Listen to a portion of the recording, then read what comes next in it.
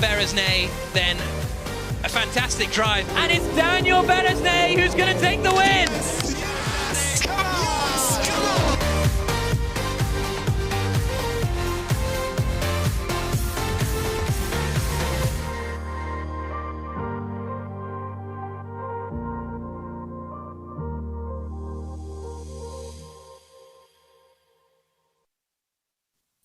Hello and welcome to Not the GP series supporting Unicef, the place to be for your Saturday night entertainment, where we will see real-life drivers, content creators, and various celebrities from around the globe go head-to-head with one another on the F1 2019 game by Codemasters. Last time out, we saw incredible battles throughout both of our races, where F1 driver Charles Leclerc took on Cem Bullock-Bassi before locking horns with two content creators, Tiamat Marduk and Tyrell Limitless, in the reverse grid races. Unfortunately, penalties for Charles cost him the win in both of those races, but he's back again today with a point to prove. However, if he's going to win, he's going to have to beat the fastest man on F1 2019 around Belgium, as Daniel Berezne returns for the series. Unfortunately, today's event is only possible because of the postponement of real-life sport due to the ongoing coronavirus situation. Our thoughts and prayers go out to all of those who have been affected and to the brilliant healthcare workers and public services who are doing such an incredible job throughout this tough time. We want to continue our fight against coronavirus, though, and that is why, once again, we are supporting Unicef to help raise funds to minimize the impact coronavirus has on families and children around the world. Any donation, no matter how small, can go a long way to supporting families through this tough time. You can donate through many different ways. If you're watching on YouTube, you can go down to the link in the description. If you're on Twitch, go to the panels or just type in !donate to get a link on where to do so. This is going to be the last week that we will be raising money for UNICEF, and that is why we are going to make it extra special. We have got some pretty cool prizes to give away to our top donators, including some signed goalkeeper gloves from the Real Madrid keeper, Thibaut Courtois. We understand that this is a tough time for everyone, though. So if you are unable to donate, you can still play your part by staying safe and staying at home. Thank you.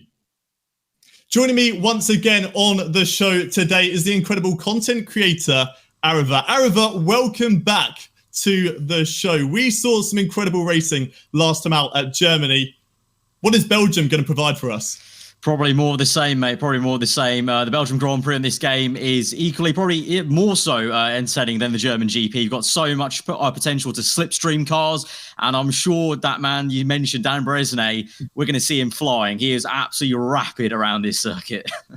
I was going to say, why is he so special? Why is bringing Daniel Berezne such a big thing for the likes of Charles Leclerc and Lando Norris today? Well, he's won it back-to-back in the F1 Esports Series in 2018 and 2019, won the Belgian Grand Prix. He's just alien-alike around here. You know, the precision he has, the raw speed, and it's one of his favourite circuits just to drive anyway. So even though we're making him, we're handicapping him in some form, I think we'll still see him at the sharp end in both races today.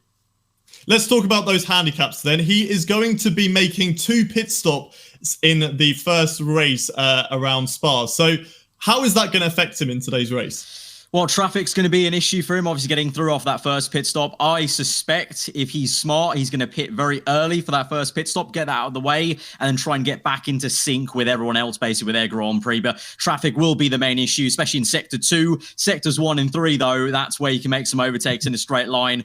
And to be fair, knowing Danny, he'll somehow make it work in Sector 2 as well. We're going to see him absolutely flying today. But 2 people who are going to be wanting to stop him are, of course, Charles Leclerc and Lando Norris, F1 drivers. We've also got Nicholas Latifi and Antonio Giovinazzi in there as well. So 4 F1 drivers who are going to be wanting to stop him from getting that victory. What have they got to do today? Well, obviously, Leclerc, I mean, he put up a great fight against our content creators last time out, so he's already maybe used to it. Lando's been away from the Not the GP series for a little while. The last time he participated was the Versus series, so this is a bit of a different thing to that. So that's to kind of get himself back into the groove of that. And I'm sure they'll come towards, F1 driver v F1 driver, let alone the kind of esports drivers. So that's going to be a really interesting fight and dynamic between all those guys. Well, I look forward to hearing you talk over the race today. We're going to need another commentator alongside you, so we are bringing him back. The Scotsman, Ginger Andy, how are you doing? You've got your mic muted. Sorry, I was muted there. Yeah, Hayden, I'm jumping the gun. I'm looking forward to it. I really am. Another great racetrack. If we thought the action last week in Germany was good, well, Belgium, it's going to be even better. One of the best tracks on the calendar for overtaking. The legendary Spa-Francorchamps circuit, situated in the heart of the Ardennes forest. 19 turns, 9 to the right, 10 to the left. It is the longest track on the calendar. It is going to be an absolute cracker. We've got overtaking opportunities up into turn 5 and 6, down onto the bus stop chicane at the end of the lap as well, and at the end of that first sector, Hayden. It just does not get better than this for a proper Grand Prix race. It really doesn't. We saw Germany had plenty of places to overtake throughout the whole entire evening. Are we going to see more of the same here around Spa?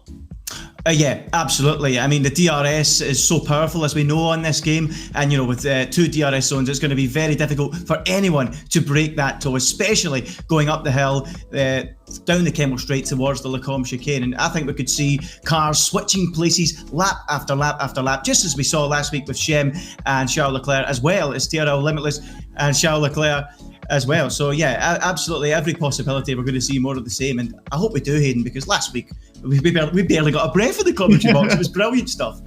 Last week we did have some incredible racing. We are expecting more of the same here today. These races are so hard to predict, but I'm going to ask you to sort of do that anyway. Who are you going to see sort of come through the field? Who are going to be the surprises of the bunch? I don't know, Hayden. I'm excited to see what Formula Danny can do. I'm having to do 2 stops. I would like to see how far through the field he can get. I'm excited to see Lando Norris up against Charles Leclerc. We saw that briefly in the semi-final of the Veloci Versus a couple of weeks ago, but now we could get the chance to see that for the full race distance, and I'm excited to see how those two get on in an all-action battle.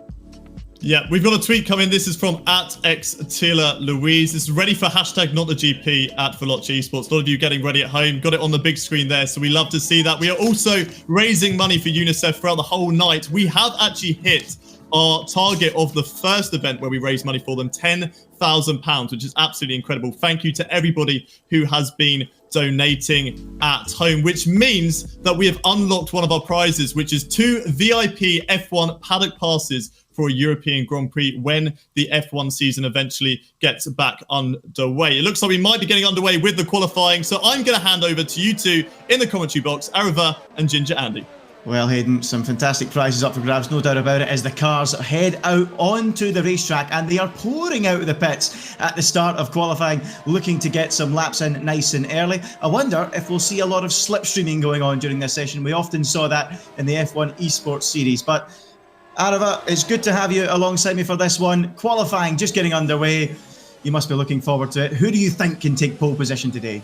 I think it's only one man for me. I might be slightly biased here, but I think it's going to be Danny Bracele for me because he's just so quick. Potentially, there might be a surprise. I could see Chem being very quick around here. Obviously, an F1 esports driver from last season. And then maybe the F1 drivers will be quite handy around here. I know some of them have been putting a little bit of practice in, but of course, everyone's just taking this as a little bit of fun as well. So we'll kind of just see. But hopefully, there's going to be some surprises out there in the top 5. But I think Danny is my definite favourite for pole here.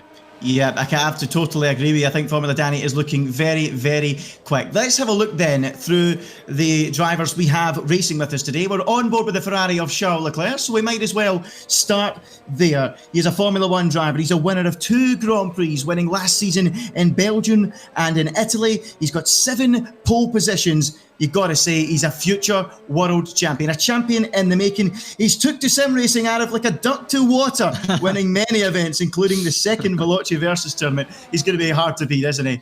Yeah, he's really taken to it. It's really great to see him in the likes of, Lando, Alex Albon, George Russell already take to the streaming game. And it's been great to see them also show their personality a little bit more and just have some fun with the F1 game as we saw last time out of Germany. Yeah, absolutely. And his teammate, what about that one? Matthew Gallacher making his debut in the Veloci series. The WTF1 presenter and content creator. He is not a Charles Leclerc fanboy. He's just a passionate teammate this week, isn't he?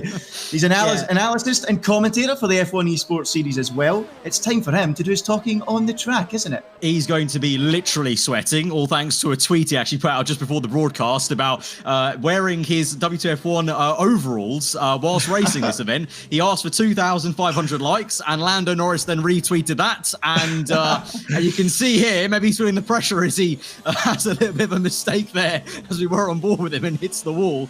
Maybe that the sweat's getting to him because he's literally wearing those actual racing overalls right now as we speak. So maybe the heat has already got to him, Andy, there.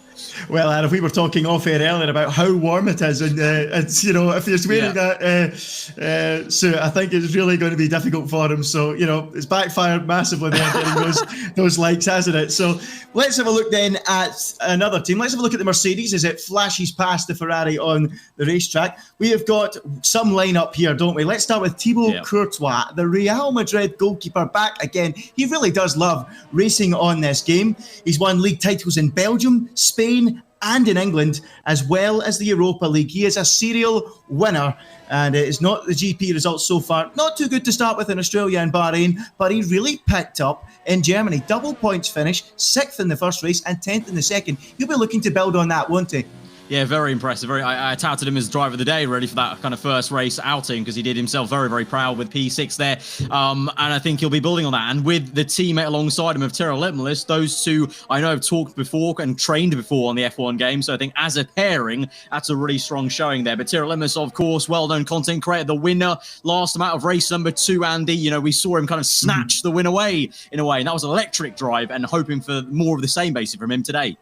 Yeah, absolutely. He's arguably the most experienced non-esports driver, isn't he? He is so experienced. He's been league racing for so many years, and it was not surprising to see him get that victory last week, putting in an incredible performance on a different strategy. I mean, we'll talk more about strategy later on, but it's going to be interesting to see if anyone tries some early pit stops. Let's move on to the Red Bull racing team then, and we have got Jean-Eric Vergne returning, the two-time Formula E world champion, ex-Formula 1 driver.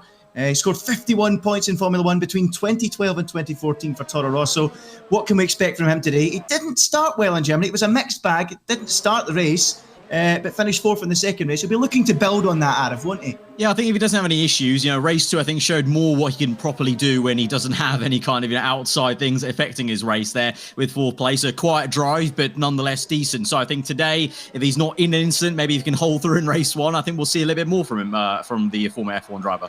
Well, let's see what Jeff can do. It's an all-French pairing, in fact, at Red Bull, because Labousse, the French content creator, is alongside him in the Red Bull. He's got over 2 million YouTube subscribers, and he finished 9th in the first race in Germany and failed to finish in the second. So like Jeff, a mixed bag, and he will also be hoping to get a strong result. Let's have a look then at McLaren.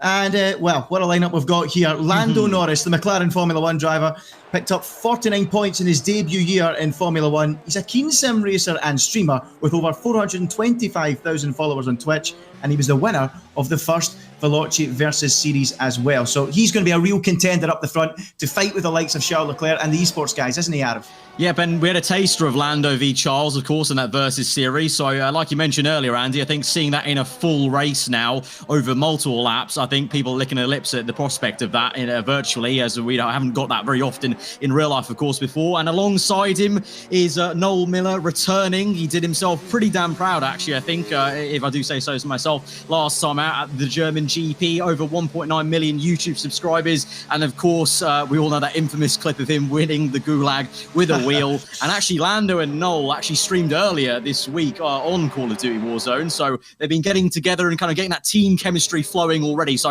I think as a pairing, it's going to be a pretty decent showing for them.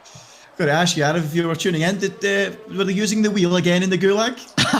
No, I don't think they went that extreme this time. But I did see a clip of them very rapidly failing on a quad bike. So hopefully that's not going to be the same sort of driving we see today, and they aren't taken out in the same sort of style as I witnessed on stream from both of them. Well, that was going to be an interesting lineup, that is for sure. Let's have a look then at the Williams team if we can. We've got Nicholas Latifi, the Williams Formula One driver, the runner-up in last season's F2 series, earning him a spot on the Formula One grid. He's featured heavily, hasn't he, in the Veloci Esports events. In the first Veloci Esports Versus event, he was in the semi-final. In the second event, he was in this final. And then in the Not the GP in Germany, 3rd and 7th. So he's not yet won any of the events, but he's been up there competing near the front, hasn't he, Arif? Yeah, it's been close but no cigar so far for Nicholas Latifi, but I know he's having a laugh with it. I just saw earlier before we started off the stream, he was just saying to the other drivers how much he's enjoying stuff like this and just having a bit of fun with it. So good to have him on board, and alongside him, Andy, obviously one of our big content creators from last time out at Germany, gave Charles Leclerc a great run for his money, didn't he? Yeah, absolutely. TM Marek. And interestingly, he actually knocked Nicholas Latifi out in the Veloci Versus first round in the semi-final, the first attempt in the semi-final. So, you know, this time old foes becoming teammates in this occasion. So we'll see how TM Marek gets on. He finished second to Lando Norris in the first Veloci Versus event, the TM Marek, after knocking Latifi out. And, you know, he's going to be competing to try and get to the front again and challenge the likes of the F1 drivers and some of the content creators in here. So yeah, looking forward to see what TM Marek can do. He's the only man to completed in every single Veloci event thus far. Now that is what I call dedication from TM Marek. Well, let's move on. Let's have a look at the Renault team then. Before we do, I'm just going to mention that Ian Poulter appears to be out of the session already, but Chris Lake is still out there on the track. And speaking of Chris Lake, he's a music producer and DJ, performed at last year's Indy 500 alongside the likes of Alesso and Skrillex. So, you know, right up there with some big names, looking to get into the points this time after failing to start in Germany and a DNF. Well, in the first race in Germany and a DNF in the second. So he'll be looking to go into the points this week, Arif, won't he?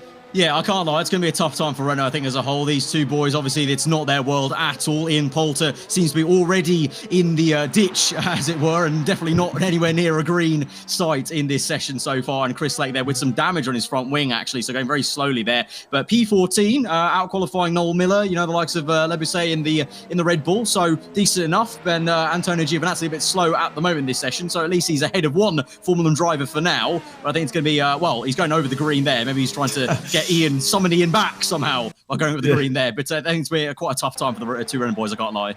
Yeah, well, speaking of Ian, he has an incredible Ryder Cup record, doesn't he? 14 wins, 6 draws and 2 halves, returning a 68.2 points return. That's why he's nicknamed the Postman. He always delivers in the Ryder Cup. Unfortunately today, though, he's not delivered in qualifying, and it looks like he'll be starting down towards the back. So let's have a look then at Alfa Romeo, Arif, and this has been a big talking point, hasn't it? There he is, Daniel Beresnay.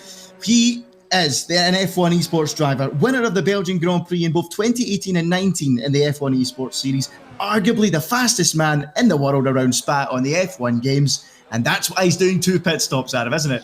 Yeah, well, right at the moment he's in P2, but he's on his outlap here, so we're running on board now for that maybe fire that could see him get pole. But yeah, he's that quick and that consistent around here. Even if he doesn't get pole here today, I want to just reiterate that's how quick he is. He's so consistent that we've had to nerf him to the point of making one extra pit stop around a 25% race around Spa. So I'm really curious to see actually how far he comes up, because he could embarrass quite a few people here in this first race, Andy.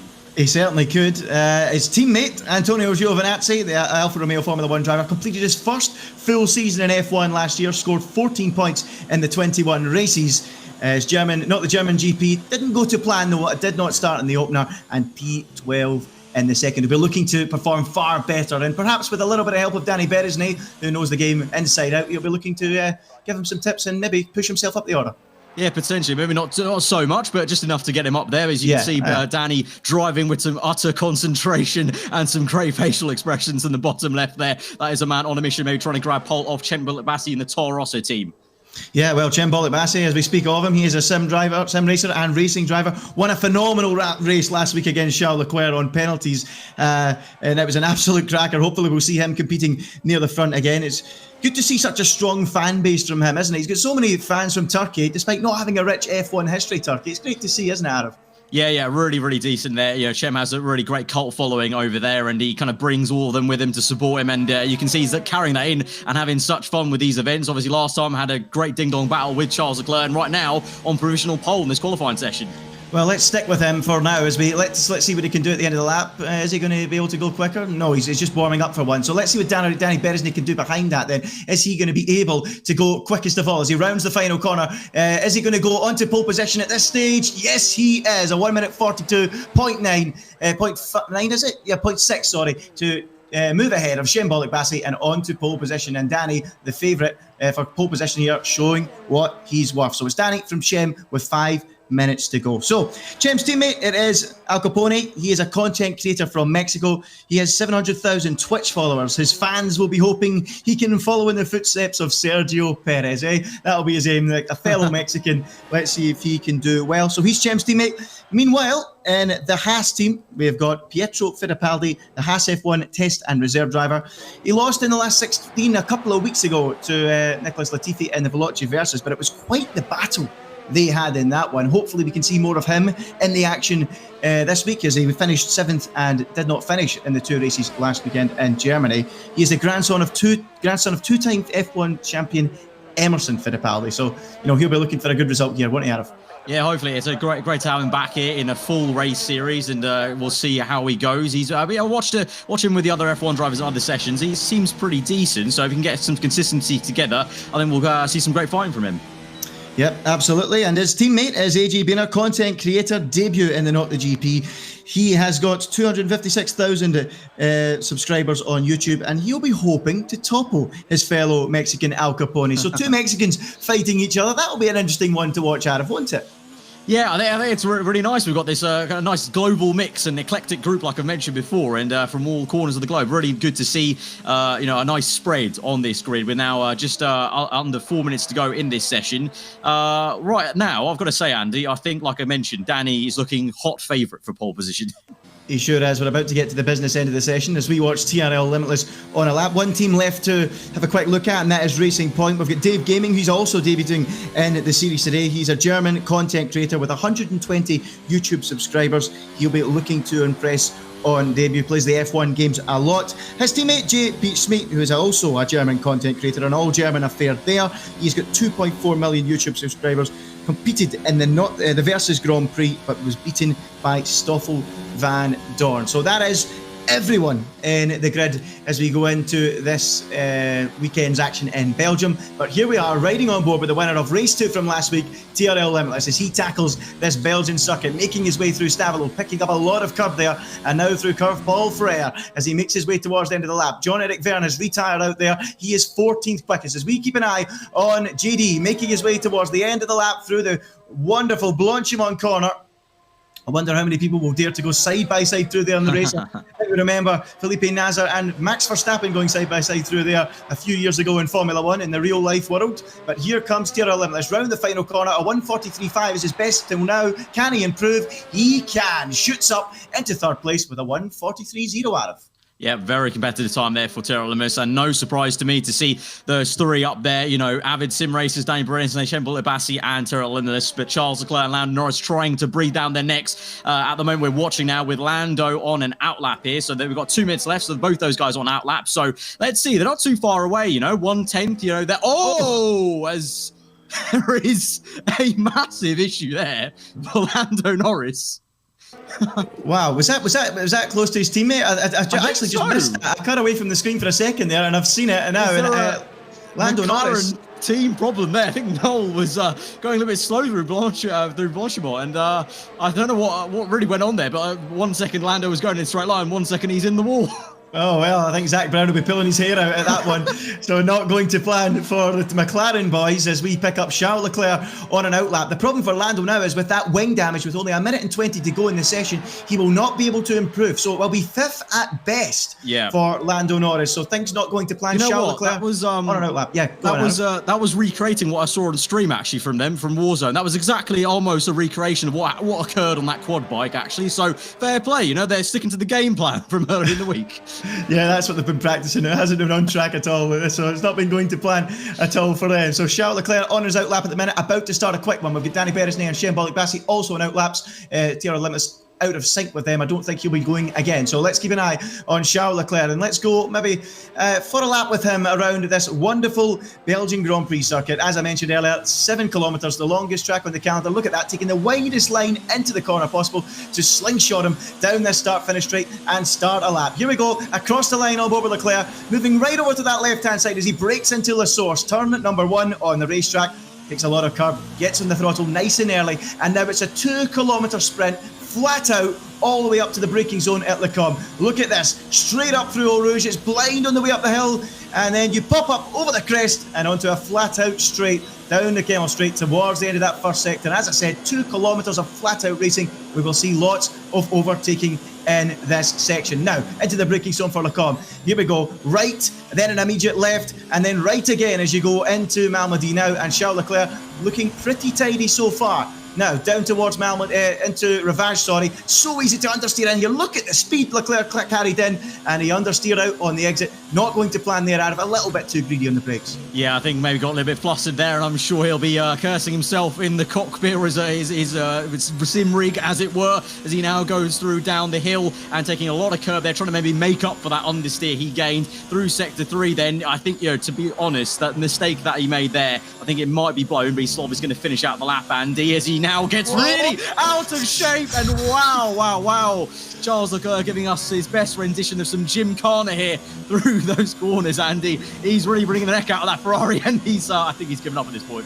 Yeah, he must have cooked the rear tyres. Goodness me, sliding all over the place like he's Ken Block out there. Unbelievable from Charles Leclerc, and he's going to be 4th quickest. I don't think we'll see an improvement from him now as he makes his way through the final part of the lap. So I wonder what Danny Beresnay and Shane Bassi are doing. Beresnay's seen the flag. I don't know if he's improved on that time, but here is the man that can topple him. Shane Bassi, winner of the first race last time out, the Turkish driver, looking to go on to pole position as he makes his way down towards the Blanchimont. Flat out left-hander now, and then on towards the bus stop chicane. How late does he dare to get onto the brakes to try and gain some time on Beresnay? He needs to find 0.2 of a second. Here goes Bassi through the chicane and up to the line. Is it enough to take the pole here in Belgium?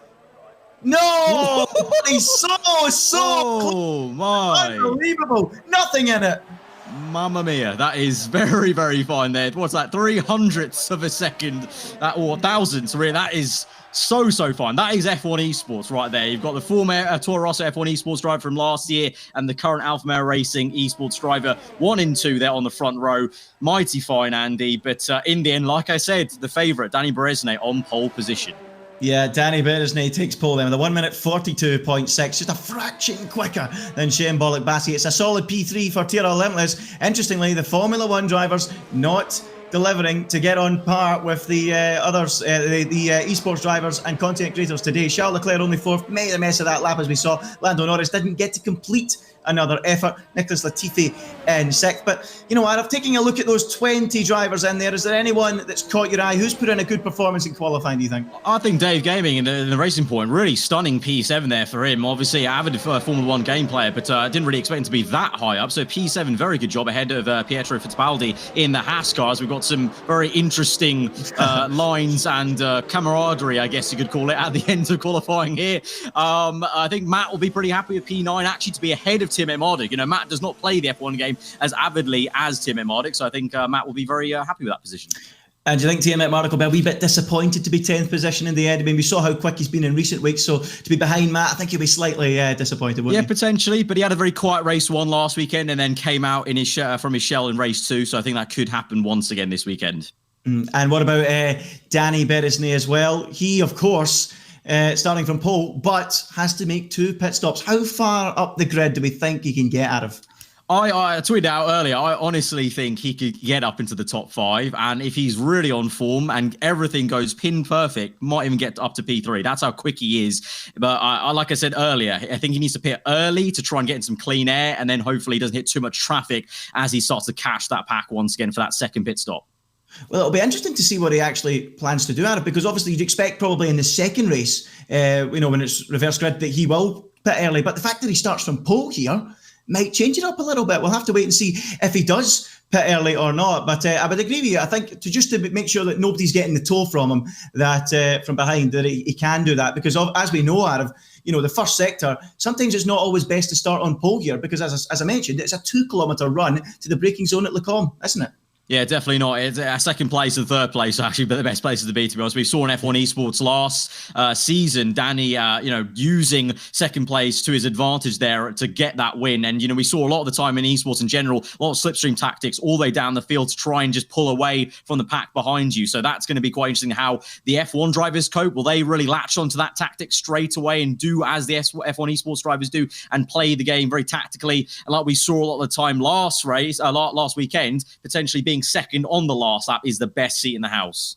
Yeah, well, that was the thing. I felt like the drivers last week were learning as they went. Like Charles Leclerc initially was going for those dive bombs, wasn't he? He was making the moves down the inside, making it work. And then he realised, hold on a minute, I can just sit here and wait behind and maybe it will work out. But anyway, here we go. The formation lap is underway and Danny Beresney will lead from pole position. We've got an interesting mixture of tyres outside the top 10. Of course, if you're outside the top 10, you can pick whatever tyres you want. And Thibaut Courtois, Le Busset and Jean-Eric Verne have gone for the mediums to start off with, Adam, haven't they?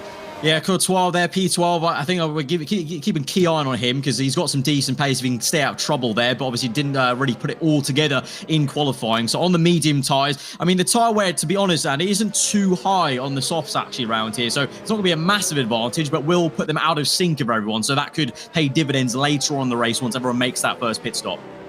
Yeah, absolutely. And we should also mention Thibaut Courtois, his home circuit here in Belgium. This is, of course, where he's from, the Belgium international goalkeeper.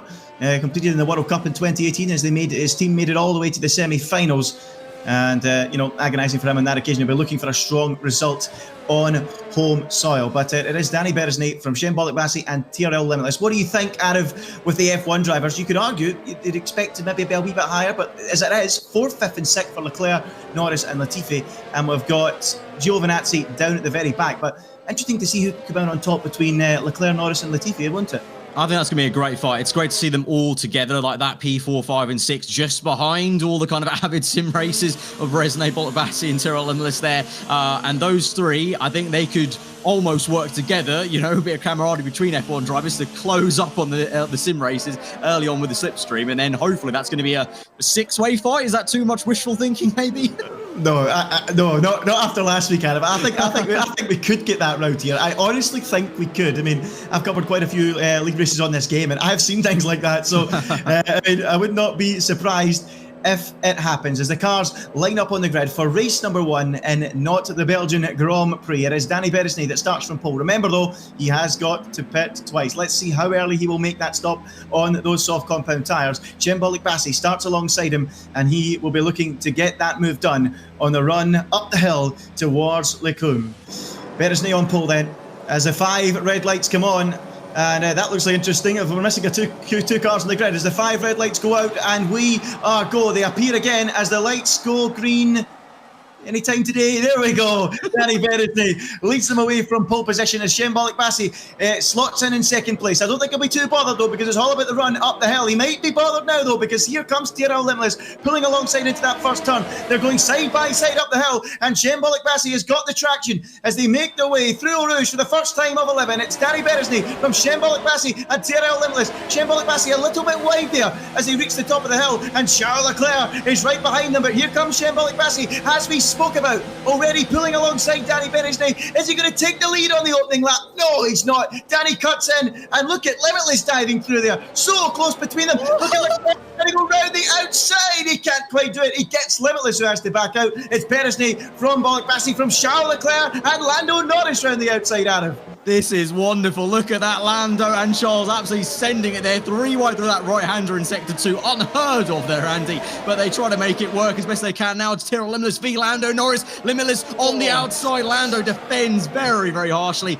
And so 2 F1 drivers up into P3 and P4. No surprise there. But like I said already, this 6-way fight, it's already occurring here, Andy. Great to see. Limitless literally pushing Lando now through these corners, willing him on.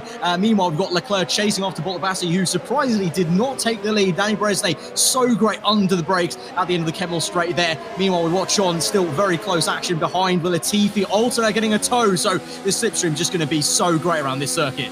It really is. And already, unfortunately, we've lost Chris Lake from the race. It must have been an opening lap shunt somewhere on that lap. As we pick up Nicholas Latifi on board as he looks at the back of TRL Limitless, who's actually having a look at Lando Norris. Oh, go on, JD, round the outside. No, he can't quite do it. Or has he done it? No, he's not. JD, he's been clipped. He's been clipped by Latifi. Round goes JD into a spin. He tried to go round the outside, and Latifi in the end just clipped him. And a little bit of a racing incident there. And JD drops down the field as we pick up Matty in the Ferrari, chasing down Pietro Fittipaldi.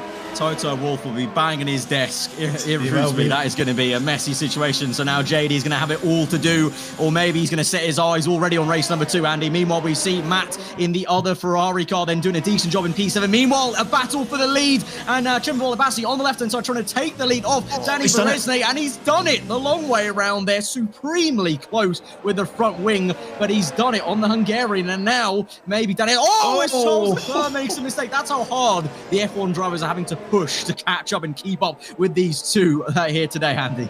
That is what you call on the ragged edge, just like his qualifying lap, wasn't it? All over the road there, Charles Leclerc trying to keep up with these two. But interestingly, as we touched on before the race, Danny Beresne did not pit at the end of that opening lap. You could argue that he might have lost time by not pitting because he's lost the place now to Shembolik Bassi. But Shembolik Bassi, to be fair to him, if he doesn't work the first time, try and try again. Or on lap number 2, he has gained the lead away from Danny Beresne. Here we are then, riding with Charles Leclerc as he tries to keep up with him as we lose Antonio Giovinazzi from this race. But still, at the front, it is Shembolik Bassi from Danny Beresne who's moving into that slipstream. Let's see if he's going to go for a move or if he's considering that pit stop. Here we go then. Danny Beresne, look how close he is. It is Nasser versus Verstappen from a few years ago. And Danny down the inside makes it work. Verstappen went the outside back then. This time Danny goes to the inside. But look, here comes Shembolik Bassi still trying to fight back. Still no sign of a pit stop from Danny Beresne, and Bolik Bassi's unable to go through. But Arif, we've seen it in Germany, and we're going to see it again here. Places changing all the time, perhaps, as they go up to Leclerc once again. Yeah, it's just going to be crossing left, right, like a yo-yo swing here, and Leclerc is getting ever closer as well. I'm surprised Beresne has not pit yet. I feel like if I was him now, I would pit, because at the moment, he's kind of helping out Bolik Bassi stay at the top here. If he kind of gets out this fight, he's not going to give Cem a toe like he is just now. So we now go through up the Kemmel straight on the left-hand side. The Turkish driver goes in the Toro Rosso. The Hungarian defends on the inside, but it's no match. It's no use. The slipstream so powerful. Under braking, though, will he have anything to give? No, he'll stick behind, but to be fair, that's probably the best thing to do. He'll now stick behind, just wait patiently all the way till Sector 3, Andy, to then make the move. But honestly, I really will be shocked if he doesn't pit on this lap, just to get that first initial pit stop handicap out of the way. Yeah, possibly. I don't know what he's thinking. Maybe he's thinking that some of the guys further down the field that don't often play the game, you know, maybe he's thinking they'll be so slow that he's maybe going to try and go longer to try and jump those guys first before making his first stop. So there could be so many different things going through Danny Beresne's head as to when to pit. But at the minute, he is dropped back behind Shembolik Bassi, yet to make that stop, and is Cem leading. As we look at Nicholas Latifi, who collided, of course, earlier on in the Grand Prix at the bus stop chicane, or on the exit of the chicane with TRL Limitless, who is now in 12. Having a look at Latifi's car there, doesn't seem like there's any sign of front wing damage, but he is going to be under pressure from Pietro, who is right behind him then as they make their way through Curve Paul Freire and down towards that bus stop chicane. Are we going to see some more side-by-side action potentially into Blanchimont? Doesn't look like it. Latifi senses the danger. He goes to the left. He's going to give Pietro the inside line. Will Pietro go for it? No, he won't. Latifi holds on for the minute. He's 5th and Fittipaldi 6th, and still no sign of Beresne in the pits, Arif.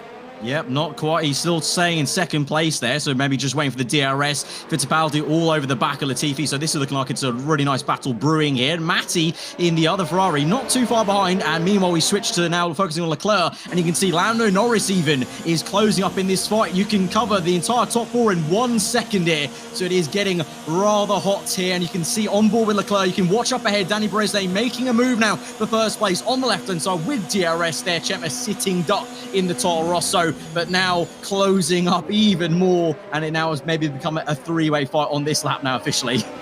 Yeah, it certainly looks like it. Like you said last week, Arif, you could throw a blanket over them, couldn't you? It's so tight between them. Charles Leclerc then in 3rd position at the moment. Really, you could see him gaining there so much. That just gives people that aren't too familiar with the game an idea of just how powerful the slipstream is, and the DRS as well. So sometimes just sitting behind and biding your time is the better thing to do.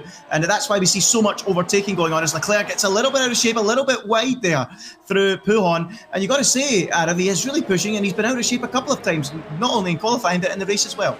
Yeah, F1 driver feeling the pressure maybe a little bit in his cockpit. I mean, he said before he sweats sometimes a little bit more than he ever does in the real life thing. So I think you can see he's really on the ragged edge. You can maybe sense Lando Norris closing up to him as well in the McLaren behind. So that could be a fight that's brewing. Of course, these two went head-to-head in the Veloce Versus series before. So like we mentioned, if we could see a kind of prolonged battle here at Belgium, that would be really definitely quite great indeed. But let's see now. Is Bracele going to finally come in for that first pit stop potentially? Yes. Oh no, he's side by side. That's why he went down the order. He was side by side with Bracele. He's now fighting into turn one. The Turkish driver on the outside, the Hungarian defense on the inside there. He sticks the nose in. So these two, the gloves are off already. Early doors here in this race, Andy. Is now Bracele takes the lead back, but these two swapping, and now Leclerc will make a move into her rouge. I don't think so. I think Leclerc's going to have a glorious opportunity at the end of this straight. I wouldn't be surprised if Danny and Chem were just playing cat and mouse there in the slipstream or on the DRS line perhaps. And here comes Leclerc through the middle. Charles Leclerc in between the two esports drivers. Who's going to come out on top? It's Leclerc into the braking zone. Absolutely unbelievable stuff. There were three wide. Beresney's out of shape. Into the side of Bollock-Massey he goes. But Charles Leclerc has mugged them off on the run up the hill. And there he is. He must be very happy with himself there. As I mentioned on the lap before, you've just got to bide your time sometimes, and he bided his time there, waited for those two to get into a battle, and Leclerc straight through the middle like the parting of the seas, and he takes the lead away. Yeah, did the banana split there, Andy. I think it'll be one happy banana in that car, but he goes a little bit out of shape, and maybe the Turkish driver in the Toro Rosso, Cem Bollock-Massey, can come back, and look at this. It could be three wide into that next right-hander. No, instead, Bracele sends it down the inside, but these guys are flirting with just either a great move or into the barrier here, basically, as they're getting so close to each other through this tight section. Now we go through to the run towards Bonjour and the bus stop chicane. This is where, again, the slipstream is so powerful in the F1 2019 game. So here comes the Toro Rosso driver on the left-hand side there. These two, it's a drag race now towards Blanchimont. Leclerc on the outside, Bollock-Massey on the inside there. It's flat out, and Leclerc keeps his foot in. Bracele may also get involved. Lando Norris, it's 2x2 here as these guys go side by side now for the entire section. Leclerc dives at it, though, into the pit lane, as well as Lando Norris. The two F1 drivers, interestingly, duck out here at maybe the correct time, Andy, to just diffuse the situation, get a good undercut. Their racing minds switched on as ever. Wow, 2x2. It's like Noah's Ark down at the bus stop chicane. Unbelievable as they all pour into the pits. So here comes Danny Beresney in to make that stop. He goes on to a set of the medium compound tyres. Has he been held in the box? Is he? Sometimes the game just does that. No, he has definitely been held, isn't he? Massively. Absolutely. And that is a real shame for Beresney as he rejoins the track on the mediums. And yeah, he's even behind Lando Norris. So Lando Norris gets the jump on him. I mean, they were so close, weren't they, going into the pits. So Lando Norris has come out in 8th ahead of Danny Beresney, who is 9th. And wow. Leclerc way up the road in 4th. What a start of the race. And here comes Beresney immediately onto the back of Lando Norris. And the Hungarian driver is going to out-drag the McLaren F1 man and take 8th place away. I don't think Lando will try anything on the brakes. And through goes Beresney up into 8th. But wow, what racing we've been treated to here, Arav, as we go beyond the halfway point. And that was just a little taster. We kind of got ruined a little bit with those all guys coming to the pit lane so early after the fighting really started to heat up there. But yeah, they got massively lost out in the pit lane. Very surprised by that. Both Lando and Bracele lost out compared to Charles Leclerc. So we'll see if they can maybe recover from that. Meanwhile, the other man in a red Formula One car, the Ferrari in P7 here, up behind Dave Gaming. Like I said, Dave Gaming did a very decent job in qualifying here. And Matty, to be fair, very consistent, no mistakes so far. And I guess doing himself proud. Of course, remember, he's probably cooking himself in the cockpit as he's wearing the full overalls he owns. So I'm sure already he's going to need a bucket at the end of this race to drain out that sweat. But he now comes through down the back straight towards Blanchimont, getting a toe off that racing point car. Will he even have enough to make a move into the bus stop chicane here? He's on the medium tyres. He's actually already made his pit stop, has he not here, Andy? So yeah, I think he's jumped Lando Norris and Daniel Bracele. So kudos to Matthew Gallacher. He's done a blinder of a strategy there. That is astonishing. I was actually going to say before that how impressed I am. I'm even more impressed now. This is an astonishing performance from Matt. Obviously, he used to do a lot of YouTube stuff, but I thought he'd gone away from it, obviously, to focus with WTF1 and things like that. But I didn't expect him to still have such searing pace, and he's doing incredibly well as we keep an eye on Pietro Fittipaldi right up behind the back of the debutant Dave Gaming, and he's going to go side by side. But look at this. Here comes Charles Leclerc taking the lead away from Bollock Bassi, who's just made his pit stop, and Leclerc, obviously with that extra momentum because Bollock Bassi was coming out of the pits, has stormed through into the lead, and he's taking her away from the esports driver, and these two look like they're going to do battle again, just like they did last week in Germany. They've got a big enough gap over the rest. I think this is a two-horse race, just like race 1 last week between these two, the Turkish driver against the Monegasque for the victory, Adam. Everyone get the popcorn. I was literally going to say, where have we seen this before? These two going at it once again. They're literally glued to the hip, it would seem there, as Leclerc's making some mistakes, quite a few still, Andy, here today, as he's maybe feeling the pressure a little bit more than he did, because Germany was unknown for him, I guess. Now he knows how quick these guys are, especially Cem there in that cockpit of the Toro Rosso, and he's right up the back of him, so this is going to definitely be a chance to make a move. Like I said before, it's so the slipstream's so strong, and already the Toro Rosso driver is alongside the Ferrari man. And he's already passed. He's passed him there before Blanchimont already as the replay cameras freeze a tad. But the Ferrari man has been overtaken. He comes back at him, though, on the outside into the bus stop chicane. Defensive work there from the Turkish driver. They go hammer and tong, and Leclerc tries to switch it, do something clever there to the Turkish driver, to no abode. And so they go on for another lap. But this is just going to continue on as now the Turkish driver is going to give a great tow to Leclerc now as we go towards the hill and then down the Kemmel Straight, Andy. Yeah, here we go then. Charles Leclerc onto the back of Bollock Bassi. This is going to go all the way to the end of this Grand Prix as Leclerc sizes up Bollock Bassi as they go up through Rouge. And we have lost Lando Norris from this race. So I don't know what has happened there. But meanwhile, Leclerc is trying to regain the lead here from Bollock Bassi. Is he through? Yes, he is. As they run up towards the braking zone, and Leclerc is up into the lead of the race ahead of Bollock Bassi. I wonder what has happened to Lando Norris. I'm getting a little drop in frames. I don't know if you guys on the watching are getting the same, but if you are, apologies for that. But Leclerc through on Bollock Bassi and up into the lead of the race. But, Adam, this is just going to go right to the flag, and it's going to become a tactical battle about who can be ahead at the right moment going into the final lap.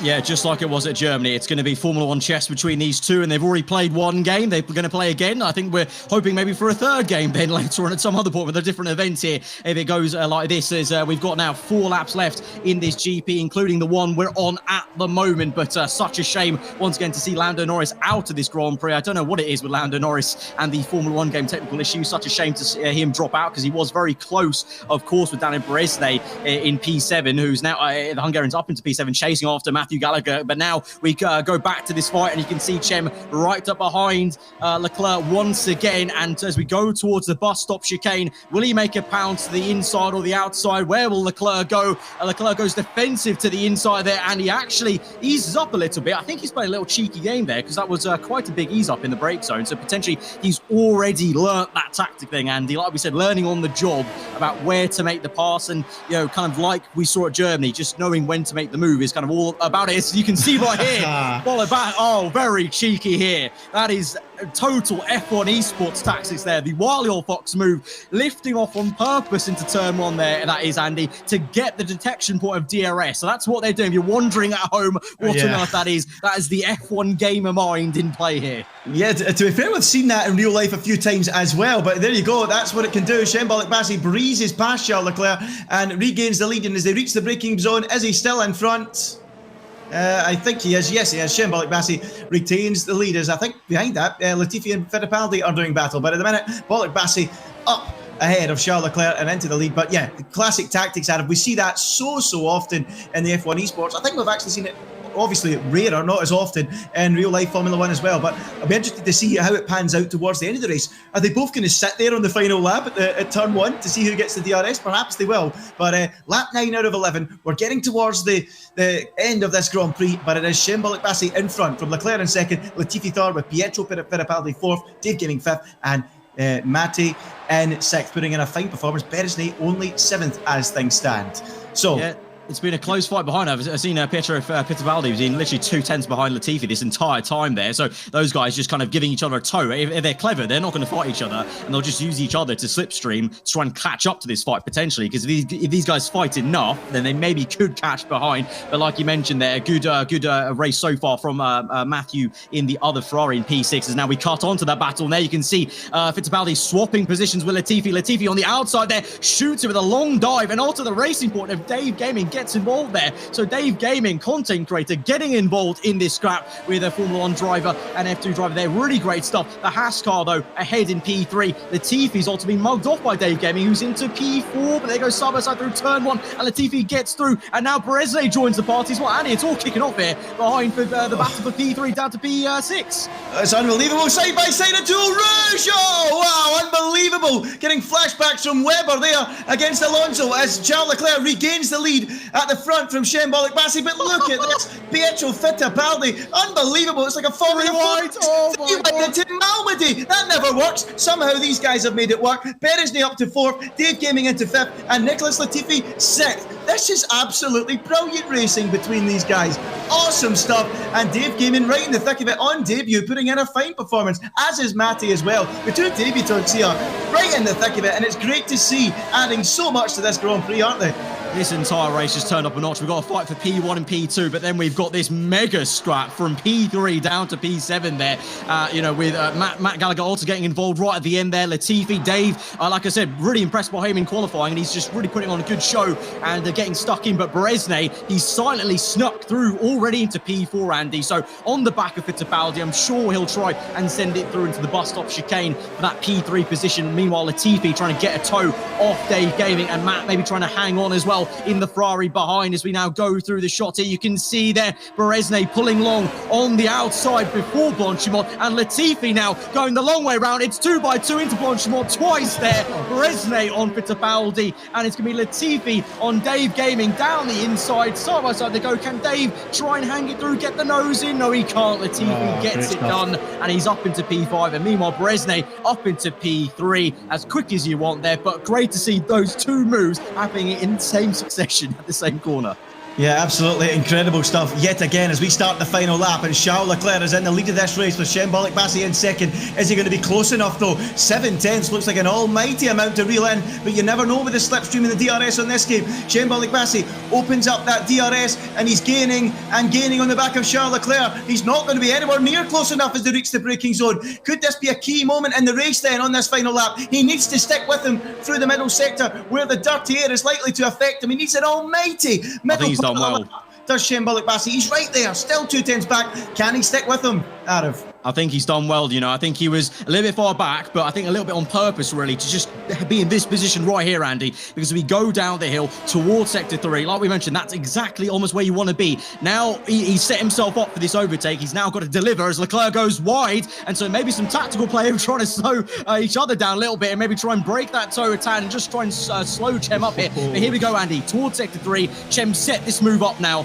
the move on the last lap of the Grand Prix for the race lead. Can he do it? Well, as you said before, he's done very, very well. You can't get much closer than that through the middle sector without overtaking them, and he's now right where he needs to be. He beat Charles Leclerc last week. It was on penalties. Can he beat him this week on the racetrack as they go through Blanchimont for the final time here in race 1? It's still Shambolic Bassi in the lead. He's trying to put, Leclerc in the lead. He's trying to pull alongside, but he can't do it. What about into the braking zone, into the bus stop? He tries to go round the outside. Can he make it work? Leclerc squeezes him. He bundles across the car, and Shambolic Bassi is in front for now.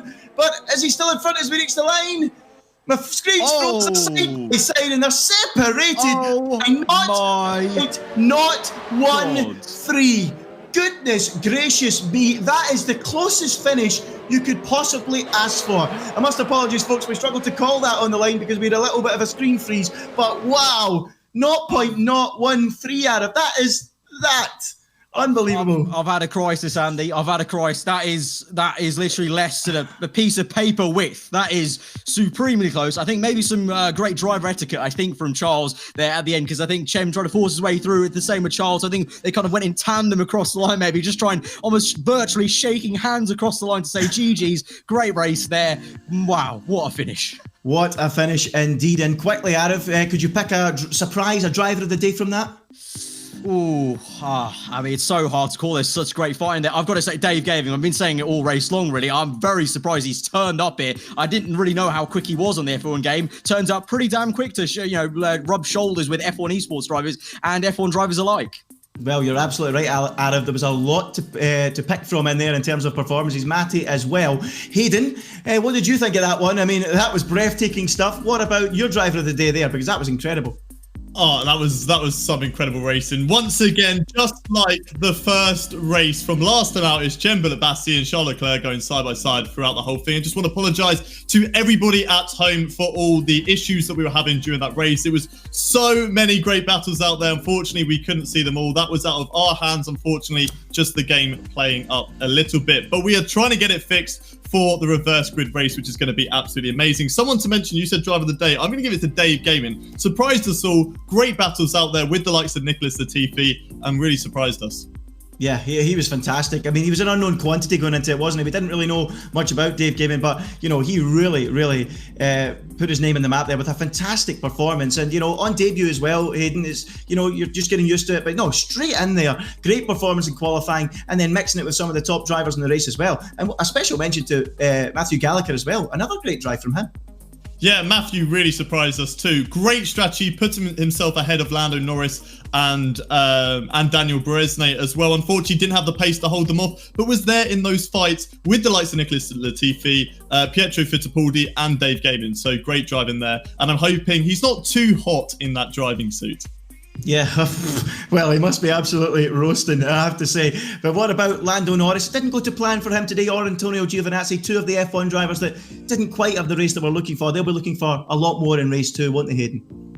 No, two DNFs for both of those drivers. Not really too sure what happened to them. We didn't have the replays throughout the race to understand, but those of you guys watching at home, watching the multi-streams, will have the better information for us than what happened there. But I reckon they'll be looking to make up. They're going to be starting at the front of the grid, because remember, this is a reverse grid race. So they have got a very good chance of taking the victory in race 2.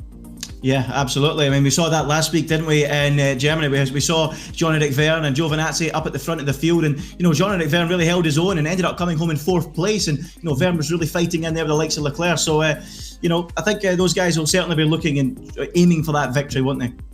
Yeah, they really will. It's going to be an exciting race. So don't go anywhere if you are watching at home. I'm going to let you go somewhere around. You've been talking for quite a while, so I'm going to let you have a little bit of a break. Today we are supporting Unicef, so don't forget, if you can, to donate. And you're probably wondering how you can get your hands on those goalkeeper clubs. Well, we are giving away prizes for our top donators. First come, first served. If you donate £40, you will get a Veloce team t-shirt. £80 will be a Veloce hoodie. £100 will be a Veloce official jersey, and there's an unlimited amount of those going. And if you donate £200, then you will be able to get those signed goalkeeper gloves from Thibaut Courtois. We have got a very exciting race coming up for you. It's going to be a reverse race at the Belgian Grand Prix, where we will see Charles Leclerc, Jemba Bassi, and Daniel Bracele at the back of the grid. But before that, let's have a look at a message from Unicef. Globally, there have been more than 3 million COVID-19 cases, and tragically, over 200,000 of those have resulted in death. It is essential that we slow the spread of the coronavirus to save lives and to reduce the strain on global healthcare systems. There are now more than 1.5 billion children out of school or education in more than 160 countries.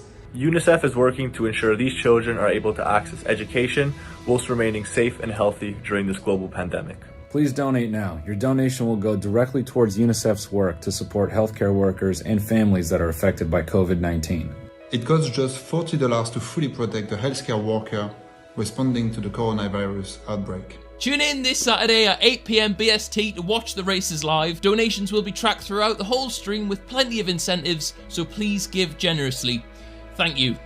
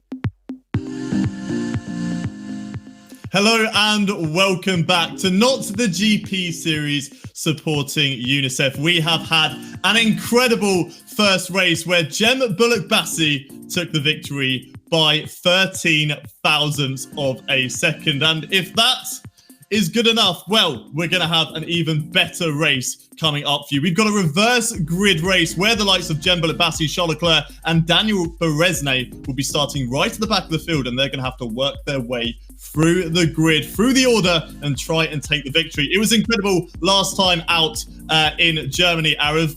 Is it going to be better here today?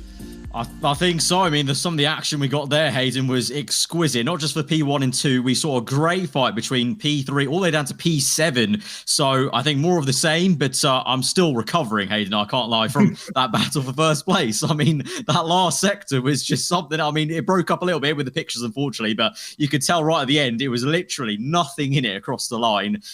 That's unheard of in F1 for a proper. Yeah, it was an amazing 13,000th of a second. Like, I want to see a picture of how close that would be in real life, because that is absolutely incredible. We're going to have Charles Leclerc, we're going to have Jembo Bassi, we're going to have Danny coming through the field. I mean, let's talk about the race to start off with. So it looked like it was going to be a pretty simple race between Jembo Bassi and Daniel Bracele, but then as they battled on, it looked to bring in Charles Leclerc and also Lando Norris. And we had some incredible four-way scraps. Yeah, I mean, those four, when they got close together, I think it was just before the pit stops, we almost got robbed of a whole fight for a whole nother lap because three of them bailed to the pit lane. But that was insane to see them both 2 by 2 into the bus stop chicane. Two F1 drivers, two F1 esports drivers, technically, because Chen was there last season. Yeah, I mean, and then unfortunately for Bracele and Lando, they both got kind of taken out a little bit because they got both held up in the pit lane quite a fair bit compared to Charles. And then we saw just a version 2 of what we got at Germany, basically. Those two, I'm sure now they're kind of sick of each other now. I'm sure Charles is. Who is this esports driver who keeps annoying him in the races? they can't stay away from each other. It's incredible to see, though, how quickly the likes of Charles Leclerc and Lando Norris have picked up this game, because we were going to nerf Daniel Bracele by giving him 2 pit stops in this race. We didn't need it in the end because the battling was so close between Danny and Charles. Yeah, I think we saw, if you cast your minds all the way back to the Oz GP, Danny was on a different planet. He could have pit a second time and definitely would have come out ahead in first place. But this time didn't really need it, actually, in the end, with the amount of battling that was going on and how close these guys have closed up to their kind of sim racing counterparts, if you will. And, as a whole, I mean, the battle, like I mentioned, all the way down the field, we saw Dave Gaming, like me and you both agreed, Hayden, driver of the day, really, from that first race. Yeah. Coming out of I didn't really know how quick he was, and he's done himself mega job. And the same with Matt as well. He wasn't too far off in the other Ferrari. I think Matt was actually really bricking it of how off the pace he would be compared to Charles, across the garage, and he really did himself proud as well. Yeah, we've got a tweet coming here. It says, "Can we get Arav to shave his head since Hayden had to dye his hair, please? Hashtag not the GP." This is from at Archie Domingo. Arav, how much is it going to take for you to shave that hair off? Look, that's worse than the dye. That's worse than the dye. What? I don't know what this is with our community coming for me and my hair. Basically, they've seen the man on the other side of the screen here that I'm sharing and started with his hair, and we obviously need to match it. Let's just stick to the racing. I think my hair might fall off just with the stress levels of watching the said racing, to be honest. It has been incredible racing so far tonight. For an incredible cause, we've raised so far £10,545.65p. And remember, there are prizes up for grabs tonight. If you donate £40, you are going to get a Veloce Team tee. If you donate £80, you're going to get a Veloce hoodie. There's only 5 of those for each. So remember that. It's first come, first served. £100, you're going to get a Veloce official jersey. There's unlimited stock of those. So no matter how many people donate that, you're going to get your hands on one. And if you want to get your hands on Thibaut Courtois' signed gloves, then you're going to have to donate £200, which is absolutely incredible prize. Arav, do you want to get your hands on those? That would be a great prize. I mean, are they the gloves? I'm wondering, has he worn these gloves in a race? That would be an extra level of reward, Can you imagine he wore those goalkeeper gloves whilst he was driving? I don't know if they're maybe the same as racing gloves, but I would actually add an extra layer, I think. Maybe we need to do that for the next race. Matty has worn his suits during today's race. Maybe Thibaut needs to wear his gloves as we look like we're getting underway for the reverse grid race. It's going to be Chris Lake on pole with Antonio Giovinazzi alongside him on the front rows. I'm going to hand over to your commentary team of Ginger Andy and Arava. Yes, well, we are getting underway then for the start of this second race. Reverse grid, of course, as we mentioned. It is Chris Lake starting from pole position. And, Adam, we had a great fun last week, didn't we, in both races? But, the reverse race even more. I mean, we had a great race earlier. I can't wait to see what happens here. But you've got to think the likes of Giovinazzi, Lando Norris, Jean-Eric Verne, certainly in the early stages, will feature at the front, if not all the way to the end of this Grand Prix, because they're very quick.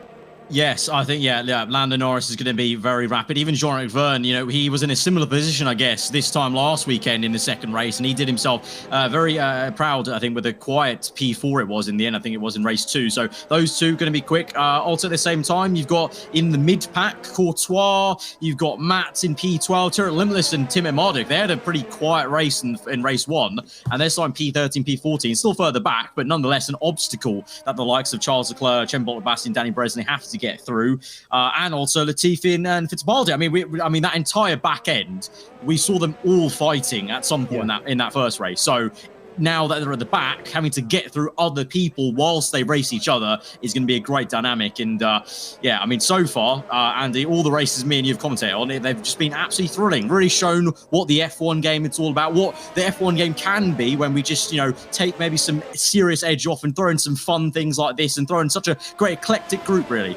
Yeah, you're absolutely right, Adam. I think the racing has been absolutely phenomenal. And, there is another thing to add into the mix, the mixture of tyres. Of course, there was no qualifying before this race, so we've got different drivers taking different strategies. I mean, looking at those guys that are quite quick, even Thibaut Courtois in the top 10, the highest driver to start on the mediums, Labussi and the Red Bull, he's gone for mediums too. But further down, where we want to really take note, we've got Tyrrell Limitless, and Tim Marduk on the mediums, Latifi, Fittipaldi, Dave on the softs, and then the bottom three, Beresnay, Leclerc and Bollock-Bassi on the medium. So quite a mixture of strategies there. I wonder how that's going to play out and who will come out ahead, because it's so important after the pit stops to have that buffer over the DRS, isn't it? To be more than a second clear, because if you can do that, you're going to go on and win the race or go on and battle with whoever you're racing with for that victory, aren't you? Yeah, for sure. So here we go then, lining up towards 5 red lights for race number 2 here at the Not the GP at Spa. You've got Chris Lake on pole position as we wait for those lights to fully go out here from the replay system. And the lights are going to be out any second now, and they are. And Giovinazzi gets a decent exit there, and he's into first place. The Italian leads the Belgian GP here. Chris Lake on the outside. Jean-Eric Verne dives down the inside with Lando Norris there, up into third place. So 2 F1 drivers in the top 3 already, but Lando, oh my, it's a massive kerfuffle there with the 2 Renaults, and Ian Poulter and Chris Lake come to all the while. Giovinazzi in a world of his own, just having a nice old time in P1, Andy. Well, I don't think you could have summed it up better than a kerfuffle, to be honest, because that's exactly what it was. We've got a yellow flag out there, but here comes Lando Norris attacking Jean-Eric Verne round the outside. He thinks about it. Verne breaks very, very late, perhaps too late. No, he makes it work. He gets it stopped and retains P2. Lando Norris right up behind him. We've got several drivers dropping down to the field. Well, go on, Lando, down the inside. Look how tight that is on the cross. Off the racetrack he goes. Verne says thank you and goes straight back underneath him. And look at Ian Poulter, the postman now, getting involved and trying to get involved behind Lando Norris. Can he do anything about him? I don't think so. He's dropping back as Lando Norris turns his attentions back to the car in front, which is Jean-Eric Verne, as Chen Bollock-Bassi battles in there. Here's his Pietro Fittipaldi going through Pouhon. We've got a Ferrari of Matti in the background. They're going a little bit wide. We've got side-by-side action there. JP Schmidt diving up the inside there on Chris Lake and taking 6th place. Great move. It's so tight on this opening lap. It's so important that the quick guys stay out of trouble, and down the inside there, and round goes one of the Haas cars. That's Fittipaldi, and he loses 3, 4, 5 places in the one corner, Adam.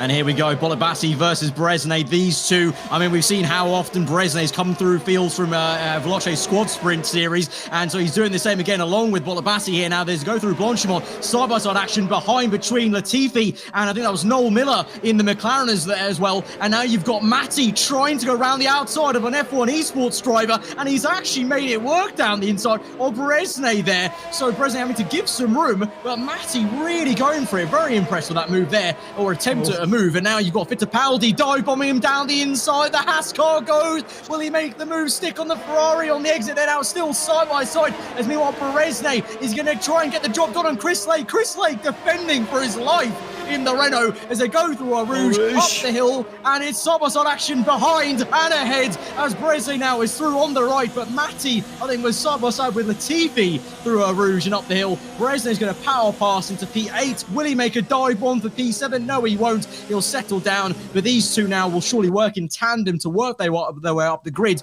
But my word, I love the reverse grid race. Just gives so much action. It's only been 2 laps. Action absolutely everywhere, and it's great to see as we have a look at Jean-Eric Vergne, who is now behind Lando Norris. So Lando Norris into second, Vergne down to third. Thibaut Courtois having a really good start to this race, running behind these guys in fourth. You can just see him in the back of the shot there. Remember, on the medium tyres as well, but it is Antonio Giovinazzi in the lead from Norris second and Jean-Eric Vergne in third. So we're sticking with Vergne at the minute then as he follows behind Lando Norris, as he tries everything he can to get back onto his tail. Within that 1 second window, he still is. As you can see, the top left, he's 8/10 behind Lando Norris at the minute. And if he can stay within that range, he should be able to cling onto his coattails at the minute. So Vergne currently in third, 2 laps into this race. And as we've mentioned, it is great to see so much action at the start. And it's so important to get through all the carnage. I also noticed earlier on that ex-Matty G was, Matty WTF1 as he's known, was actually...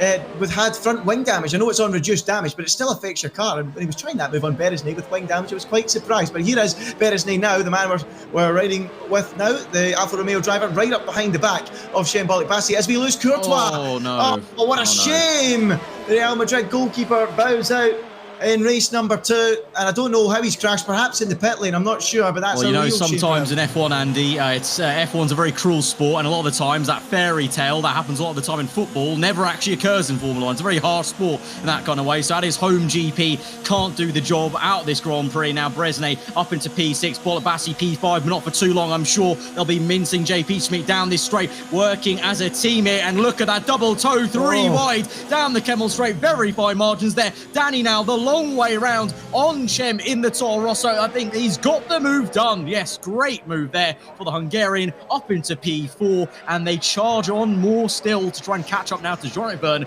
in third place. But I was going to say also before, Antonio Giovinazzi in first place, Lando Norris in P2. Historically, these two haven't had the best of luck with technical difficulties on the F1 game. So I'm really hoping they stay in this GP, because that will be great to see Giovinazzi v Norris, v Vergne, v Bracele, v Bolibassi. Now we see a Red Bull. That's Vergne.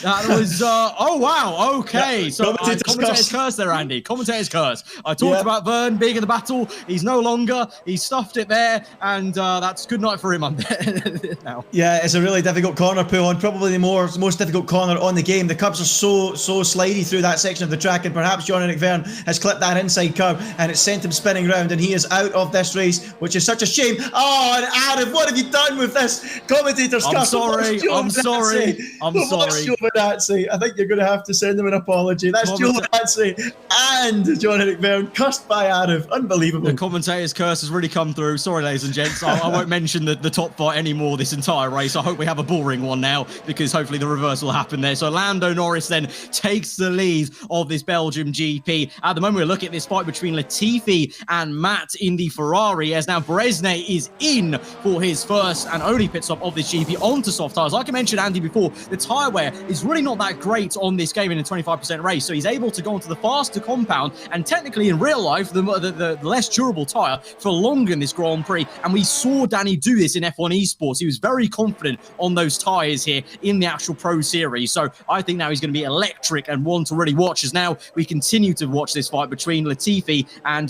two Ferraris here, as now he's behind. Oh, Matty! What on earth has occurred there? Andy, take over, because every time I'm talking about someone, oh no. This is actually unbelievable. That is unbelievable. You know what, Andy, please take over the reins. Every time I talk, something has occurred on the F1 game. I'm bad juju, apparently. So Lando Norris, Antonio Giovinazzi, and Jean-Eric Vergne, the three. You know what this is? You know what this is? We watched a classic replay earlier on the Formula 1 YouTube channel about the Monaco Grand Prix that no one wanted to win. This is the same thing, apparently. No one wants to win this Grand Prix. They're all disconnecting or retiring or crashing out this Grand Prix. Who's going to get it? At this rate, I think Chris Slake or Tim Mardick down in P15 could win it, as we have another retirement, as the Red Bull car, the Frenchman, both Red Bulls out. It really is everyone trying to trip over one another for the podium or the race lead. It's unbelievable, but as Lando Norris is in the lead, whether he can join back or not, we'll have to wait and see. It's Lando bot time. Yeah, Lando bot time, you're absolutely right. Bollick Bassi now up to second, but this is Charles Leclerc we're watching, who has not had any issues so far. Fingers crossed it remains that way as he gets close to the back of Nicholas Latifi on lap number 5 out of 11. Oh, no! As well. At the place, at the place where it's so easy to go wide there, hit the wall on the outside. Charles Leclerc has made a massive error, and I'm sure he'll be cursing himself in the cockpit, saying how stupid he has been potentially, as he did in real life at Baku at the castle section. He is out of the Grand Prix. They are dropping like flies, and the professionals are dropping like flies. An F1 driver out. And so now Chamberlain Bassi in the leads ahead of Lando Bot and also Geobot, apparently, who's still in this Grand Prix somehow. I think we're scared to talk about anyone. This time it was me. I was confident I wasn't going to jinx anyone. I mentioned Charles Leclerc and he crashes immediately. Unbelievable. But here we go. Charles had some super ERS through that corner, that right-hander, because I've experienced some difficulty through that right-hander, Andy, when you're trying to push so hard and you get on the outside there. So at the moment then, the rundown, Chamberlain Bassi in first place, ahead of Lando Bot, Geobot, Ian Poulter, the postman, in a great P4, Andy, to be fair, ahead of Bracele, who's made his pit stop though, so that's a little detail there. And then Noel Miller doing a fantastic job in P6. He is nowhere near the gulag in P6 there for McLaren. Yeah, unbelievable to see him running up in 6th place. It's incredible performance from him as we keep an eye on Jay Peachmeat running in 8th position. I think actually Dave Gaiman's going down the inside of Noel just in front of that, is he?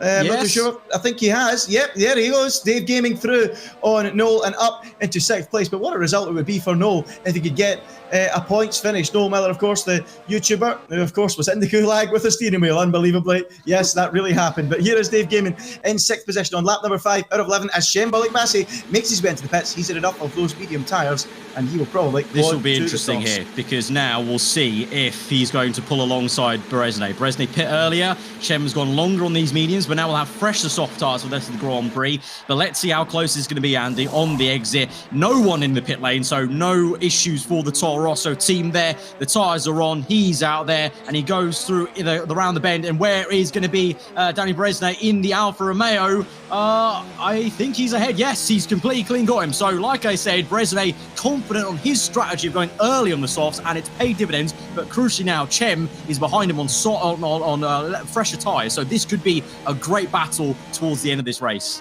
It sure is then. So let's see if Bollick Bassi can reel him in and get onto the tail of him. Remember, of course, Lando Norris, I don't think he's joined back yet, or has he? Ian Poulter, by the way, running up in 2nd position in this race. What a result this is. Here he is. He's about to take the lead. He's going to take Lando Bot. Here we go. Lando Norris is about to be overtaken. Lando Bot, we should say. And Ian Poulter, the golfer. What a man. The postman delivers here in Belgium. Would you believe it? Ian Poulter up in the lead of this race. Beaming. He will be delighted. No sign of him sticking it in the bunker today. He leads in Belgium, and it's Ian Poulter, unbelievably, the golfer, in the lead ahead of Danny Bracele, because, of course, Lando Norris is disconnected, and Antonio Giovinazzi is also disconnected. Look at him in the background. He comes lurking like an absolute shark in the Alfa Romeo there and doing what he does best, just driving flat out there with no issues right now, no traffic, and he's now coming for him. So Ian's going to be very sweaty in the cockpit as Bracele looks to pounce Andy towards Bonjour.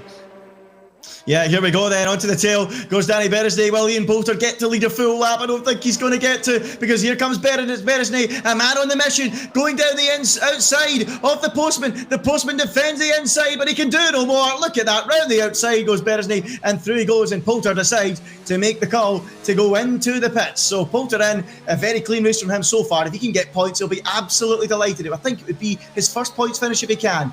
Good to see him running out the front, Adam, isn't it? Yes, very much so. I mean, I've mentioned before, he's done a lot of work in the last 2 weeks to kind of fix his wheel setup and everything. As we see Williams stricken there, Latifi. And now the two that collided in race 1 are side by side. Remember, Latifi took out Tyrrell Limitless in race number 1. And Limitless now trying to go down the inside, waits into turn 1 to get the DRS, I'm sure, towards the Kemmel straight. But as I was mentioning, Ian's improved massively over the last 2 weeks. And it's here to show there, obviously, as how high he was. And now still P8 after he comes out. He's actually come out ahead of these two fighters. fighting. So it might become a three-way fight if they're lucky, as now Tim Lewis looks to overtake Latifi. Like I said, the man who kind of spun him out in race number 1. So maybe JD driving with the red mist descending in the Mercedes cockpit there. He's going to be ruthless with DRS open, swaps the racing line, cuts off Latifi there, and he's up into P9 and chases after Ian Poulter then for P8 in that Renault just stopped the road. I think it won't take him too long. It's probably about the end of this lap, I would say, Andy.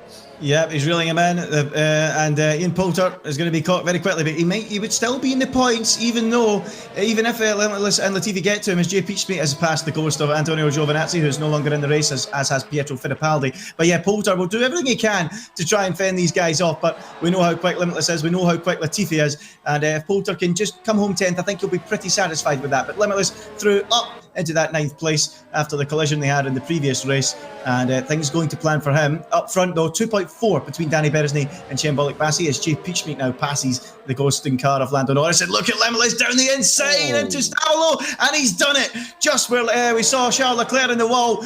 Brave stuff there from Limitless to get the move done. He knows he had to do it, because look who's breathing down his neck. It is Nicholas Latifi, the Formula 1 driver, going past Poulter through Blanchimont. He's lost it big time. Is he in the wall? I think he might be, and Poulter clings on to 9th for a little bit longer as Latifi gets sideways and may have clipped the barrier. I'm not too sure if he's got damage, but Limitless up to 8th. Poulter maintains P9 out of. Yeah, well, Tibbet Mollick's up into P10, so I would say Latifi did come out worse off that and did have a full spin. Now we cut to action between Fittipaldi in the Haas catching Jay Peachmeat in the Racing Point car. Both Racing Points doing a great job, though. Dave Gemming, Jay Peachmeat so high up the order so far in this GP, but now Fittipaldi in the Haas looking to do something. DRS open, down the inside, should be a pretty booked-in move, I would say, but no, Jay Peachmeat gives a good fight. They're still side by side, but now Fittipaldi gets the elbows out there, but fantastic effort there by Peachmeat, to be honest, in the cockpit of that Racing Point car to keep it neck and neck through that entire right-hander into the left. But in the end, the real-life racing driver wins out P4, and Fittipaldi's on his way to maybe try and claim a podium, which would be a very great result for the Brazilian in the Haas there. Dave Gemming up next in P3. Meanwhile, the gap's still 2.7 to Bracele. So,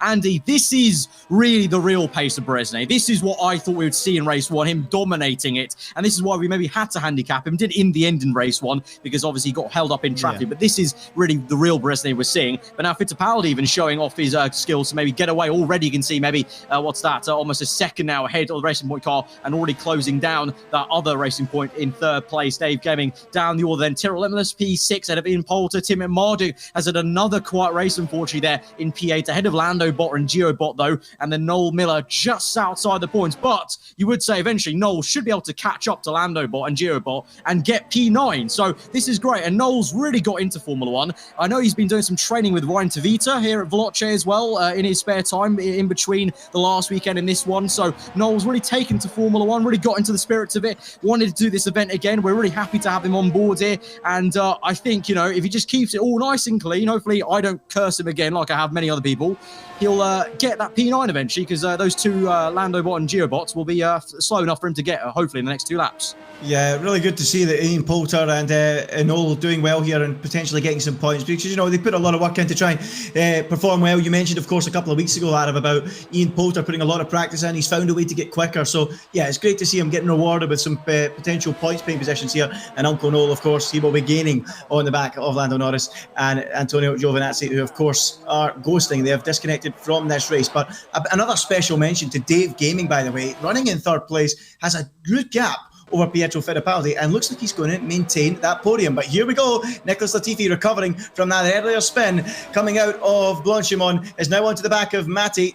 And Matty Gallacher against Latifi as they go through Eau Rouge. It's the Ferrari in front at the minute, but Latifi is right in the slipstream. The prancing horse is surely going to be no match here, because the DRS is going to open up now, and defending to the inside is Matty, but the Williams F1 driver pulls alongside, and in the drag race towards the corner, he's easily through and up into 13th place. Unlucky for some, not so for Nicholas. He's up and through ahead of Matty in this race. I'm sure Matt was sweating there, not just because of the overalls, but also because he had a Formula 1 driver right behind him and he's been done on the straight. But remember, Andy, he is actually now the only Ferrari car left in this race. So he is flying the flag, and I'm sure he'll be gleaming and beaming at the fact that he could probably gloat at the end of this Grand Prix, beating Leclerc fair and square, equal cars around the Belgian Grand Prix in this race. So I think he'll take some solace in that, at least, even though he's been overtaken by Latifi. Yeah, absolutely. He's done well, especially in that first race. Incredible performance as Latifi then tries to recover up towards the points. It would take a monumental effort to get close enough to the likes of Giovinazzi and Noel and Chris, but I'm sure he'll try all the way to the end. But interestingly, up front, Bollock-Bassi closing that gap now down to 1.8 seconds, but I'd say it's just too little, too late in that particular battle between those guys. But Latifi running well. But here is Shane Bollock-Bassi then, 1.7 now, pushing for all his worth to try and catch up to Danny Beresney. But at the minute, Danny's got it in his back pocket. He doesn't need to take any risks, Sarah, and he should see himself through to the victory from here.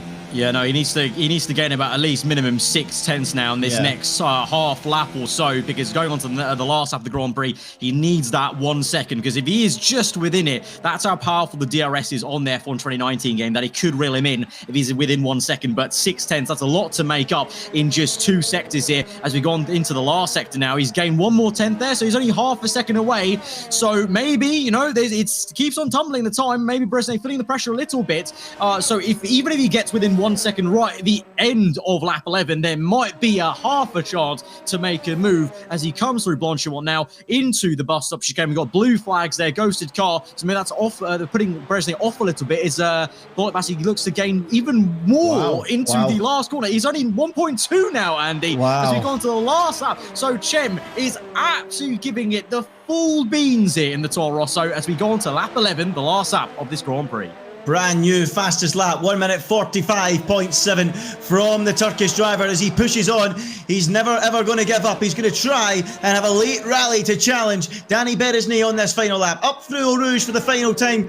Beresney at the minute still seems to have this under control, but Bollock-Bassi is going to need an absolutely astonishing middle sector of this lap if he wants to get close enough. You're talking maybe 6-7 tenths he'll need, because I don't think just inside that second window will be enough to gain. But we'll see as Bollock-Bassi rides the curbs. The gap going back up to 1.6. Perhaps Danny Beresney was just toying with him a little. As I say that, back down to 1.4. But I think it's just going to be too little, too late between these two. But Dave Gaming looking secure in that final podium spot, putting in another great drive. Special mention to Poulter as well. 2 contenders for driver of the day in race 2 as Bollock-Bassi makes his way now through the Pouhon corner. Still 1.4. I think it's too little, too late for him, Arav. Yeah, Bracele doing what he does best around this circuit. Cool as ice, you know, let him in a little bit, you know, like you said, false positivity there maybe for Chem. But in the end, as we go through the final sector, then Bracele looks secure to get the win in the reverse second race of not the GP here at Spa. Bollock-Bassi in second place. He's had a great weekend once again, Andy. You know, he performed so well at Germany, and he's done himself solid once again here, going toe-to-toe with Formula 1 drivers and his fellow sim racers. But here we go then through the final bends, Danny Bracele to take the win. Yep, here he comes then, Danny Beresney, the Hungarian driver, winner twice in the F1 Esports Series in 18 and 19 around this track. He's going to win here as well. Danny Beresney comes across the line. He beats Shane Bollock-Bassi, who comes home second. A valiant effort from him in his performance. But look at this, another sensational performance on debut from Dave Gaming, who takes his racing point across the line to P3. Another superb performance. Pietro Fittipaldi should come home fourth with Jay Peaceby in fifth. And I've got to say, what a performance for both racing points. Third and fifth, Arif. They must be delighted. I think they'll be very proud. Very, very proud. The 2 German content creators, they've done themselves mega, especially Dave Gaming, like I said. Already won the driver of the day in race 1, and maybe do it in race 2 as Poulter cuts the corner. And I think he's lost P7 on the line to our content creator, Tim Mardick. Ian Poulter, I don't know what on earth went on through his brain there, but he cut the last bus stop chicane. Andy's nearly headbutting his microphone in the commentary box here, because what on earth has the postman done? He sent it far too much there through the last corner, Andy, and he's lost P7. He's down to P8. Oh, I mean, he'll still be happy with PA. I'm sure he will, as Matty comes across the line to get the final point. But, he was so close to just gathering that 7th place, and he's just got a little bit too deep into the bus stop, cut the corner, and through went Tiamat Martin. What a shame that is for Ian Poulter in the end up. But, yeah, still, you'll be delighted with that. It's still a contender for driver of the day. P8 for him. He'll be really chuffed with that. To lead the Grand Prix in the way he did as well for a little bit, I think he would have been beaming in the cockpit knowing him. To be honest, here's something, Adam. Here's something. Look, it looks like AJ Beener has just beat Al Capone in the battle between the Mexicans. So he got there just in front in 15th place. So battles everywhere you look, wasn't it?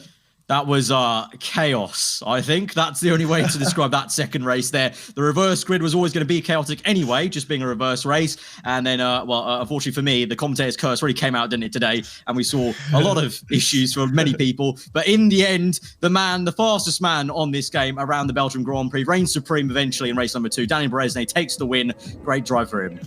Yeah, it was a fantastic drive from Danny Bracele. Deserved victory in the end. But who was your driver of the day? Ian Poulter, Dave Gaiman in the second race. I mean, Dave Gaiman going for 2 straight driver of the day awards. Honestly, I think you got to give it to him. I think you got to. I mean, Ian, great moment for him to lead the race. But Dave, like you said, it's first time coming into this entire, not the GP event, and to do so well in both races, top marks.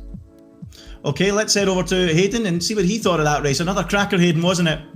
It really was. Where do I start with this one? Charles Leclerc DNF. Lando getting disconnected. Ian Poulter led the race at one point. Unfortunately, he ran out of fuel across the line right at the end there. So that's what cost him a little bit more. That's what allowed Team at Marduk to cross the line ahead of him. But Arav, just an incredible race that we have just witnessed. It may have not been the battle for the lead that we wanted to, like we saw in the first race, but still, battles throughout the field, and that is why these reverse grid races do so well. Yeah, I mean, that's what happens when you flip the race on its head, literally, like that, for the starting grid. Topsy-turvy stuff. You know, we had straight off from the bat, a kerfuffle, the 2 Renaults, Chris Lake in the wall with a massive collision on the opening lap. Side-by-side moments, up Rouge, down the hill, down the Kemmel Straight as well. And then the chaos. And then, obviously, you had some winners and some losers. Ian Poulter, great moment to see him leading. And like I said, Dave Gaming, I'm still very, very impressed with him. And then also Matt. You know, like I mentioned, he's now got bragging rights over Charles Leclerc being the lead Ferrari in that race, because Leclerc had an absolute mare through that right-hander, stuffing it in the wall. Really does. I mean, it was a great drive from Matt, to be fair, because he had that incident. He lost the back end through the turn 1 corner, Le Source, and then put him straight into the wall. He had to pit again with damage, do a whole lap with damage, and he still managed to get a point at the end of the day. So 2 back-to-back point finishes. He's going to be straight in the shower after that race, a very sweaty boy, as it sounds like we're going to get a few interviews with a couple of the drivers. So we're going to talk to your favourite drivers from the 2 races that we've had today. Are you guys in the call with us? Hello? Is there anyone there? Not quite yet. Okay. Not quite yet. Not quite yet. I'm getting... Okay, they're in now, apparently. So who have we got in the call today? My name is Charles. Chem. My name is Chem, Danny, and Charles. Are we correct in saying that? Yeah. Well, let's start off with that first race. Chem Bassi, Charles Leclerc, 13 thousandths of a second separating you two. Like, that's just incredible. How was that race from your perspective? I can't remember anything of that race after the second race I've had. I can only remember I got overtaken in the last corner, which I'm hugely disappointed with. But to be honest, I did not expect to fight with Sam and neither Danny. So I'm pretty happy with the performance today, but still disappointed to have lost the win in the last corner. But it was fun as always. You and Chem must be fed up of each other. You raced each other last time around in Hockenheim, and now you're battling wheel to wheel once again here in Spa. Surely you're just getting on each other's nerves at this point. I'm actually enjoying that. This is very, very cool because, I mean, it's clean racing, but we enjoy it. Sometimes we go a bit over the limits, but that's fine. And it's just fun. So it's cool. Chem, how was that race from your perspective? 2 races, nearly got the win away from Danny in the second race, but great racing out there from yourself. I mean, first race was pretty epic. I had a great battle with Charles. Obviously, after the pit stops, I think we were lucky because we didn't get damaged, so we were just 1-2 after the pit stops.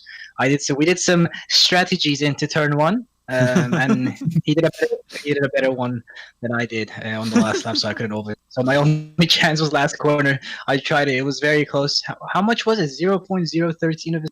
Yeah. It was literally a piece of paper between you two. It's absolutely insane. But I love those tactics. You were introducing Charles into the esports tactics at turn 1. Very cheeky stuff. Love to see it. If he uses that in real life, then we know where he learned it from. So I'm happy.